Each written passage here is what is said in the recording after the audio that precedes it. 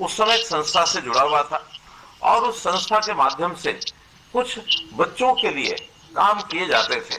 तो एक उस संस्था के माध्यम से बहुत बड़ा शिशु संगम ये लगाया गया और हम चूंकि संस्था के कार्यकर्ता थे तो हमको उस शिशु संगम में व्यवस्था का काम दिया गया और वो बच्चे, छोटे बच्चे 5 साल से 8 साल 9 साल तक के, उसमें 3 दिन तक व्यवस्था में रहने के बाद पता लगा कि बच्चों की कितनी कठिनाइयां होती हैं।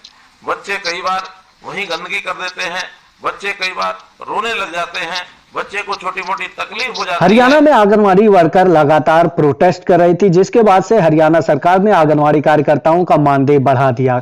आंगनवाड़ी कार्यकर्ताओं का मानदेय सभी राज्यों में बढ़ना चाहिए, क्योंकि आंगनवाड़ी कार्यकर्ताओं को काफी कम मानदेय मिलता है। मानदेय को लेकर खट्टर सरकार ने क्या तो कहा, आज के इस वीडियो में आप लोग देख पाएंगे। समय पर उनको जो आवश्यकता चीज की होती है उसको देना, पिलाना, अब ये एक कठिन काम जो आज से लगभग मैं कह सकता हूं कि 50 साल पहले जिसका अनुभव मैंने किया था कि उन छोटे छोटे बच्चों की 3 दिन तक की जो सेवा की, उन बच्चों की आयु तो 5 से 8 वर्ष थी, लेकिन आप तो 3 और 6 वर्ष के बीच के बच्चों का ध्यान रखती हैं। बहुत ही ये सराहनीय काम है उन बच्चों को संभाल कर के रखना। जिस भवन में हम उन बच्चों को रखते हैं अर्थात जो आंगनवाड़ी होती है वहां भी एक सुरक्षित भवन उसकी आवश्यकता होती है। कभी कभी तो उसके अभाव में हम लोग काम करते हैं, कभी उसकी छत खराब होती है, कभी वहां लाइट नहीं है, तो कभी वहां प्रकाश की व्यवस्था, कभी पानी की व्यवस्था नहीं है, कभी वहां शौचालय नहीं है।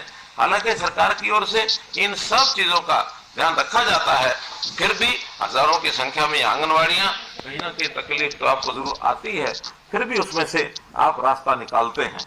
तो निश्चित रूप से ये जो बचपन को संभालने वाली और तराशने वाली आंगनवाड़ी कार्यकर्ता, इनसे आज मैं बात कर रहा हूं, मुझे बहुत प्रसन्नता हो रही है और आपका मैं अभिनंदन करता हूं। वैसे बच्चों के बारे में अगर विचार करें तो एक बच्चा आज का बच्चा है, कल का वो एक नागरिक है, हमारे भविष्य का वो एक नागरिक, देश को कहीं भी आगे बढ़ाने वाला, समाज को कहीं आगे बढ़ाने वाला। बचपन में कुछ नहीं पता होता, लेकिन बचपन में जैसी उसकी परवरिश हो जाए, जैसे उसको संस्कार मिल जाए, जैसा उसका ज्ञानवर्धन हो जाए, जैसा उसका शरीर बलशाली हो जाए, तो वही बच्चा आगे चल करके एक अच्छा नागरिक बनता है।